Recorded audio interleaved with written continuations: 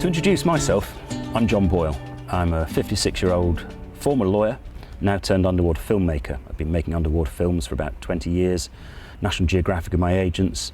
I've produced about 30 underwater films in that time, which have sold to worldwide television. But I've never ever had an adventure like this one. Fionn Crow Hawieson is my crewman. Fionn's worked with me for about 15 years on the underwater films.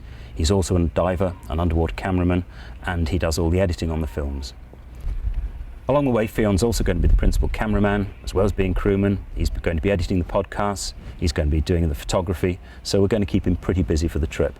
This is our home port, Port Pendennis Marina in Falmouth. And this is where my boat, Shark Bay, a 34-foot sea line, has been berthed for the past 7 years.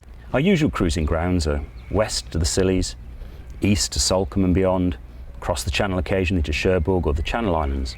We've never really gone any further than that, until now, when we've had the idea that we're going to take the boat all the way around the coast of Britain, round the north of Scotland, and down the west coast of Ireland before coming back round Land's End and back home to Port Pendennis. It's an amazing adventure. Neither Fionn or I have ever done anything like it. And today's the day we're going to do it. It's 3 o'clock in the afternoon on Tuesday, the 19th of April, 2011.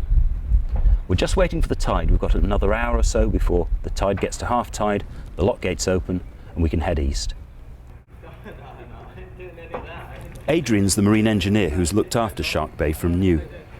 He's come along to advise us how to deal with some of the small mechanical problems we might encounter along the way. Run it off its own, but you can swap them around. But I have to show you down there. If you don't stress about it, if you don't rush, it becomes self-explanatory. Yeah. It's very self-explanatory. Okay, once you've done all that, you've got this belt off, and the power steering belt off. I think this is all quite clear in the book as well. Yeah, it's all very clear in the book. Yeah, you're not daft. You've got a bit of sense about you with this sort of thing. You know what it looks like. You're lucky to have another engine. You don't know me well enough. Yeah, I'm being kind. There's Fionn here. I'm being kind. So that's just for the literally. That's the engine electric yes, system. That shuts the whole electric system down. If that pops out, nothing will operate. Okay. Nothing will operate. You know about the oil level and stuff, and that's self-explanatory. And that's about it, really. And how do you feel about coming to Scotland in a few weeks' time?